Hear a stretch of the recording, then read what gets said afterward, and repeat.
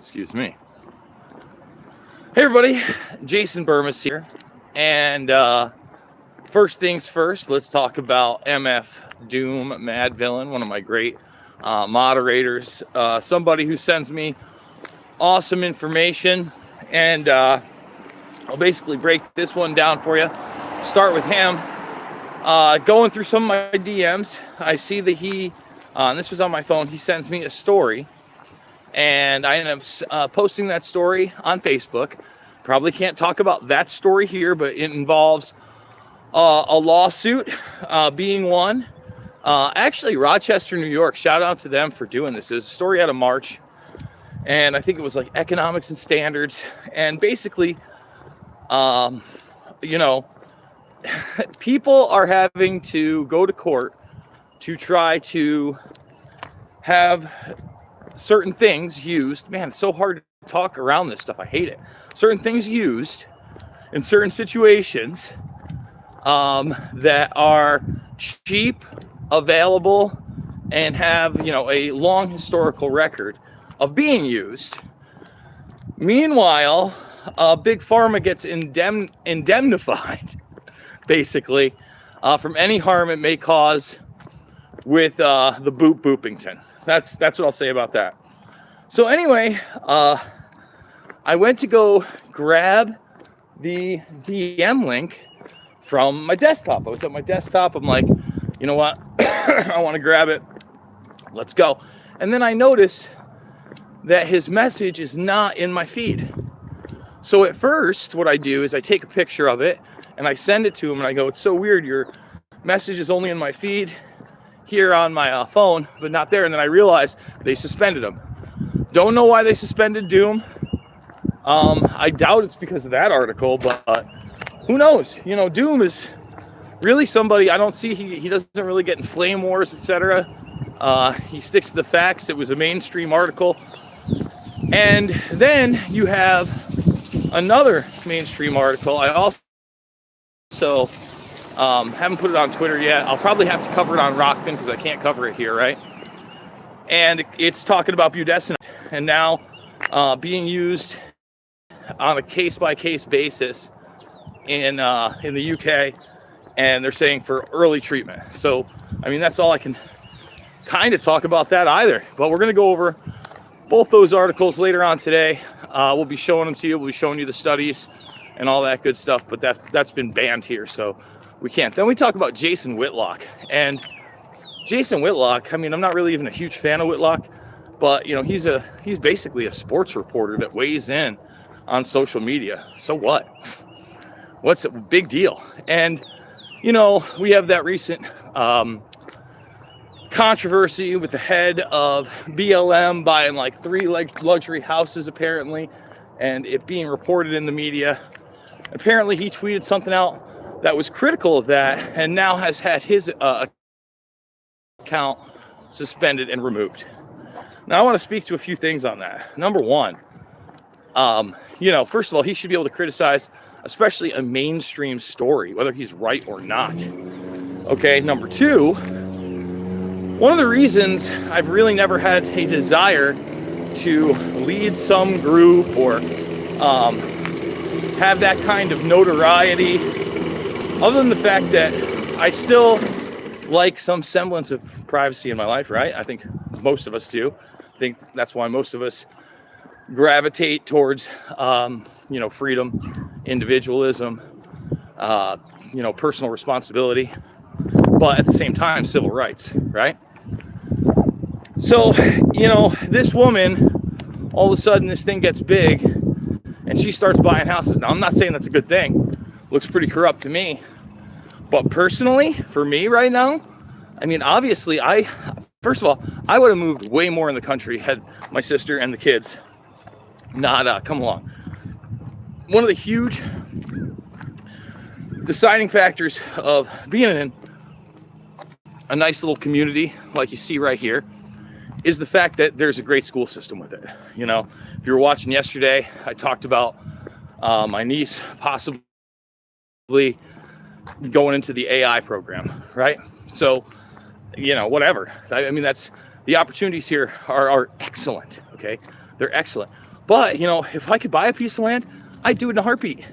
And I wouldn't be able to do it without your help, right? So is that a bad thing? I mean, and at the same time, I am, you know, this has got to be a leaderless movement, period. You've got to make decisions within your own life. And just like this court decision, right? You see people going to legal battle and you're not hearing about it because the mainstream media is just so grotesque right now on just a number of certain issues. And you never know what the next issue that's going to be completely and totally censored is.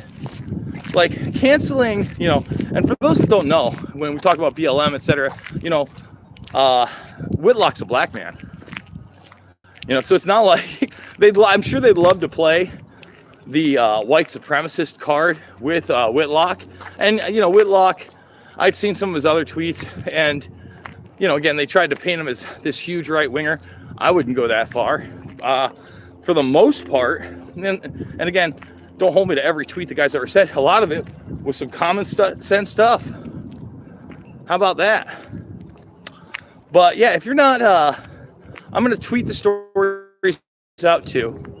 But we'll probably end up doing a broadcast just like we did yesterday, where we do 10-15 minutes on YouTube, and then we bring it all over to Rockfin so we can talk about this court case. Because imagine living in a hypothetical world.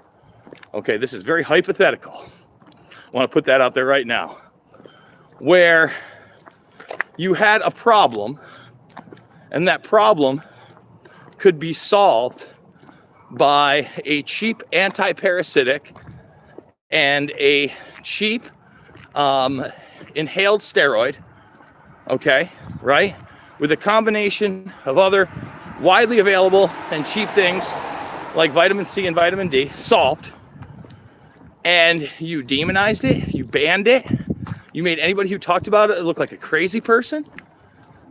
And then on the other side, the solution you gave was selectively locking the people down, okay? I mean, shutting down their businesses while keeping large corporations open, and then demanding they all take boops that were experimental and actually indemnified by the government. And by the way, one of them already today, you know, hypothetically, ended up getting banned for the blood clot issue. And then they're spinning that as 1 in a million, hypothetically. Right? Can you imagine living in that world where they say that's the solution, but then they also tell you that you've got to cover up your face and your children's face, and you've got to shut down schools, and you've got to be in plastic bubbles, and there'll be anal swabbings and wastewater testings, right? And you can't freely practice your religion. Remember what was on the other side of this hypothetical situation. I mean, my goodness. My goodness. But it's all hypothetical, right? And here's the deal. Well, let's move away from the hypothetical and what's real. Unfortunately, when you look at these situations in different areas, you've got to start choosing where you want to be. And that means you might have to leave love. And I know how hard that is. A lot of people don't want to come to that realization. They don't understand that, you know, I'll say this, you may organize and you may fight harder and harder than ever in a certain state or a certain county. You could still lose. All right, you could put half that energy into another area and you can win. That's how I'm starting to look at these things, right? And I think that's just what we're seeing. You know, a lot of people are predicting, you know, when they want to talk about it mainline, there's going to be red states and there's going to be blue states. There's going to be red states and there's going to be blue states. I don't hope that it comes down to that division. That's certainly the narrative that the predator class wants you to believe so they can disrupt this country further. But the bottom line is there's going to be states where people demand their freedom and fight back. And there are going to be states where people continue their Stockholm syndrome, beg and grovel for whatever authoritarian measure that's given, not only out of fear, but out of the fear that they were wrong for so long, and that they bought into something that was not right, something that was downright evil, and something that did not help humanity, but only helped to further enslave it to a predatory class. So yeah, no, Doom, go back, rewind. We talked about it, man. You're the beginning of the video, brother. I saw that Twitter blocked you. I wonder what tweet it was. I'll let the people know in the comment section. All the links down below. That's how you can support me, guys.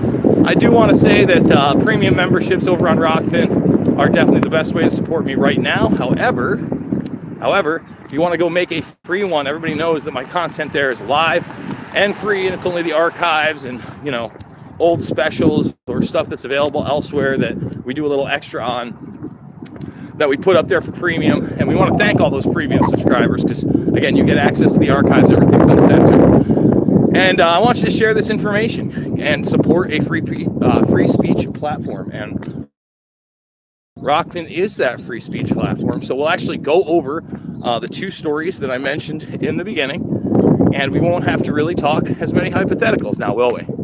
So thank you for joining me. I love you. It's windy. It's a little cool outside, but it's nice to get out here and walk. And I'll see you on the flip side.